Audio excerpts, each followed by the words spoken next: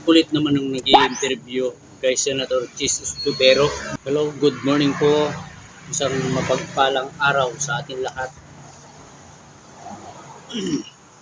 Ngayon ay December 31 na pero tuloy pa rin yung ating buhay araw-araw. Maraming salamat po sa lahat ng mga nagko-comment, sa lahat po ng mga kapatid na nakasubaybay sa aking mga video. Maraming salamat po kahit hindi po yung mga kapatid sa loob ng Iglesia ni Cristo. Maraming salamat po. At ito, panibago na namang video, panibagong obserbasyon yung aking gagawin. At sana po ay maliwanagan ang lahat tungkol sa mga issue ngayon. Ng malakihang rally para harangin ang impeachment case against VP Sara. In support daw ito sa dagipakbaga ng Pangulo. Ewan ko kung pareho yung napanood mo sa napanood ko, pero ang sabi ng Iglesia ni Cristo, susuportahan nila ang posisyon ng Pangulo na hindi siya sang-ayon sa impeachment. Pero Malaki ang pagkakaiba nun kung inuna mo na yung pangalawa kaysa sa una. so, may ano ba? Ilang pagsuporta sa posisyon ni Pangulong BBM. Walang sinabing pagsuporta, kung tama ang pagkakarinig ko, ang pagkakapanood ko, kaugnay sa sino mang binabalakang sampahan ng impeachment. So hindi yun Ang pahalaga. kulit. yung napanood natin. Hindi nakakaintindi yung reporter na yan. Iniinterpreta ko lamang yung kanilang sinabi base sa mga salitang ginamit na ito'y pagsuporta sa posisyon at pananaw ni Pangulong Marcos na hindi makakabuti ang impeachment sa ating bansa sa panahong ito. Grabe ka namang reporter ka, napakakulit mo. Hindi nakakaintindi yung reporter na yun. Ang kulit naman nung nag-i-interview kay Senator Chis Escudero, hindi ata nakakaintindi. Ewan kung sino yung reporter na yun. Parang sa aking pagkaka-analyze, pilit niyang pinapalabas na yung gagawing peace rally ng INC sa January 13, 2025 ay para sa kanya, pinapalabas niya na suportado ang Iglesia ni Cristo sa Vice Presidente. Liwanag eh. Ay, nako. Napakagulo naman ng reporter na yan. Hindi ko alam kung panood niya yung galing sa Net25 na ang sinusuportahan ay yung posisyon ng presidente, si PBBM, yung sinabi niya wag nang ituloy yung impeachment sa vice presidente kasi nga ang daming problema. Ganun lang, yun lang ang sinusuportahan. Walang sinabing suportado sa ganitong tao. Ay, naku naman. Hindi lang naman mga Iglesia ni Cristo ang sumasang-ayon sa pahayag ng ating PBBM na huwag nang ituloy yun. Pati yung mga senador, sa analyze ko lang sa aking sarili, ayaw din nila na magkawatak-watak kahit sino mga Pilipino. Ito, panoorin natin yung sinabi ni Senator Chis Escudero. Reklamo sa likod o bulong-bulong sa likod kung gaano kahirap ang trabaho, bahagi na ng pagiging tao siguro yan, pero patuloy namin gagampanan ito. Gusto man namin o ayaw namin. Pero yung mga non-lawyer senator, sir, dapat ba meron silang mga leave? Trabaho ang tingin ko rito. Kung dumating man, haharapin namin. Hindi mahalaga kung gusto namin ito o hindi, kung conveniente ito sa amin o hindi. Ang importante ay trabaho ito na inata sa amin ng saligang batas. At kung mangyayari man, gagampanan namin ito. Kung naman ang reklamo o pag-reklamo sa likod o bulong-bulong sa likod kung gaano kahirap ang trabaho, bahagi na ng pagiging tao. Diba? Ang liwanag. Walang sino mang gustong magkaroon ng pagkakawatak-watak, magkakabahagi. Sabi niya, dapat doon lang tayo sa iisang daan na tatahakin. Isang daan lang. One way. Doon lang tayo magkaisa. Doon lalakad para hindi magkawatak-watak.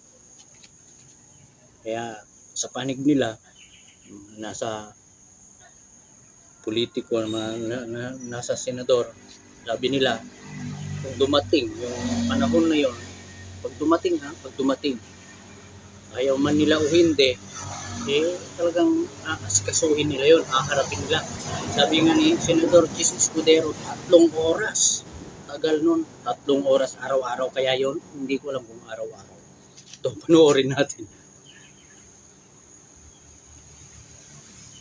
May nagsabi nga sa akin kung matutuloy yan, grabe 3 oras kung papanoorin yan. Sabi ko, ikaw nga manonood lang, kami uupo doon at 3 oras din mahigit. Pati kayo. Trabaho ang tingin ko rito, kung dumating man, haharapin namin. Hindi mahalaga kung gusto namin ito o hindi, kung convenient ito sa amin o hindi. Ang importante ay trabaho ito na inata sa amin ng saligang batas. At kung mangyayari man, gagampanan namin ito. Kaano ka haba yun, yung 3 oras na hearing. Hindi ko lang alam yan kung araw-araw, kung yan lagi ang gagawin, hindi wala nang magagawa ang senador, congressman. Tapos, sinong may kasalanan? Bakit na-impeach? Kaya ayaw ng Iglesia ni Cristo na magkaroon ng ganon, magkakabahabahagi na. Yun nga, huwag nang ituloy yung impeachment para yung ibang mga problema sa ating bansa, yun na lang ang mapagtuunan ng pamahalaan.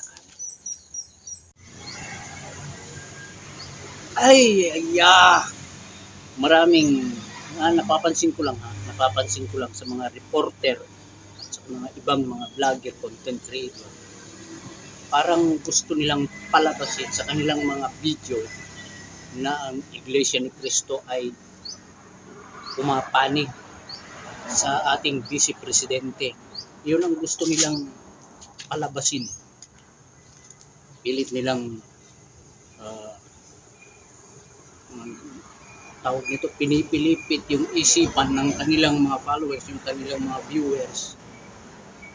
Pilit nilang isisiksik sa isip ng iba na yung Iglesia ni Cristo ay pumapanig daw sa ating Vice Presidente. Wala namang ganun, wala. Napakalinaw eh. Kaya yung mga kapatid na makakapanood nito, sila ang nakakaalam yan. At hindi lang yung mga kapatid, kahit hindi po kaanib sa loob ng Iglesia ni Cristo, pag napanood po ninyo ito, ang pinapanigan talaga ng Iglesia ni Cristo ay yung posisyon ng ating Pangulong Bongbong Marcos na sinabi niya, huwag nang ituloy yung pag-impeach sa ating Vice Presidente kasi sayang lang ang panahon. Yun lamang po, wala pong pinapanigan na sino man. Kaya yung mga nagbabalita dyan, sasabi na parang isisiksik sa isip ng tao na ay, yung Iglesia, panik sa ganyan, pinayaran sila. Walang katotohanan. Hindi yan totoo. Hindi ko maintindihan bakit kaya ang daming nagagalit sa Iglesia ni Cristo. Wala namang ginagawang masama. Halimbawa, ako. Sasabihin ko, ako ay Iglesia ni Cristo. Tapos, nalaman ninyo, Iglesia ni Cristo ako, so hindi na kayo manonood. Kung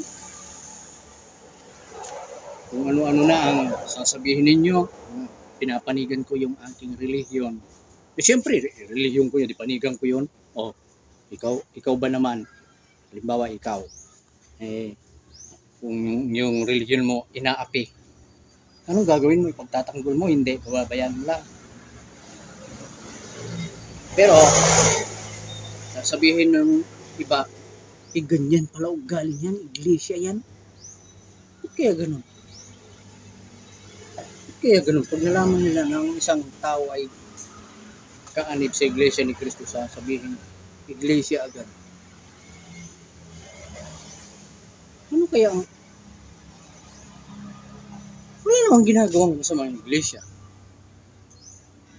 Ito, magsasagawa lang ng peace rally para sa kapayapaan. Yun lang naman. Bakit marami ang nagagalit. Pero kung sabihin ko naman, halimbawa, hindi ako iglesia o mayroon akong nakaaway.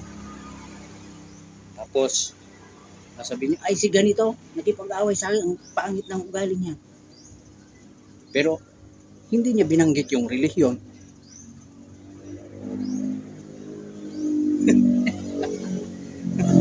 Alam ko rin nyo, sa totoo lang, panahon ni Presidente Ramon Magsaysay ba yun? Nabasa ko sa kasaysayan na na-aksidente sa eroplano, namatay. May napanood ako ito, panoorin natin. Di ba, kung natatandaan nyo, sinubukan dati ni Ramon Magsaysay na pabagsakin ang Iglesia ni Cristo sa paraang nagpasa ho siya ng batas ng panahon na yun sa Pilipinas na tanging ang Katoliko lamang ang ititirang relihiyon sa bansa. Ngunit lahat doon ng relihiyon, mga kaibigan, gaya ho ng INC at saka ho yung protestante, ay mawawala daw ho, kumbaga, di ba't namatay nun si Ramon Magsaysay dahil ho dun sa plane crash. Sinikap ni Corazon Aquino, kasama ho niya, kung di ako nagkakamali, yung paring si Kinikilabutan ako. Jaime Cardinal Kinikilabutan. na pabagsakin ang INC na parang gusto nilang kupkapin ho yung sentral at gawin ho nilang bagong Malacanang Hindi po sa at gawin hong templo. lahat po ng mga gustong kumaaway, lahat ng gustong kuminsala sa iglesia, nagkaroon ng problema. Hindi po namin alam. Diyos lamang po ang nakakaalam yun. Walang ginawang aksyon ang Iglesia ni Cristo. Pinabayaan lang. Pero nagkaroon sila ng mga problema sa kanilang buhay. Hanggang sa wala na. Di ba't pinagnanasahang gawin hong basilika? Namatay ho doon si Corazon Aquino sa sakit na colon cancer, kung natatandaan nyo. Ngayon din ho, namatay din ho doon si Jaime Cardinal Sin dahil ho doon sa malalang sakit. Habang papauwi naman ako galing ho sa taping, di ba't may nagpauso na isang direktor? Hindi ko lang ho ma-recall kung sinong direktor ho yun. Ayun, si Wen Deramas. Di ba nagpauso siya sa social media na may... Ay, Diyos ko po. Sana ay magkaisa na lang tayo. Kung ayaw ninyo sa Iglesia ni Cristo, hindi naman namimilit ang Iglesia sa inyo. Ang gusto lang ng Iglesia ni Cristo ay kapayapaan. Yun lamang po. At sa lahat po ng mga nanonood, ko-comment, sinasabi ko, pero kung ang nasa isip ninyo, kasi may nagsabi, Iglesia ni Cristo ba ang susi sa kapayapaan? Well, kung yan ang nasa isip ninyo, ay walang problema. Walang problema. Ganun yun eh. Yun ang nasa isip niyo eh. Ang gusto lang ng Iglesia ni Cristo ay kapayapaan sa lahat. Lahat. Walang sinisino, walang pinipili. Yan, maraming salamat po at mag-ingat po kayo lahat.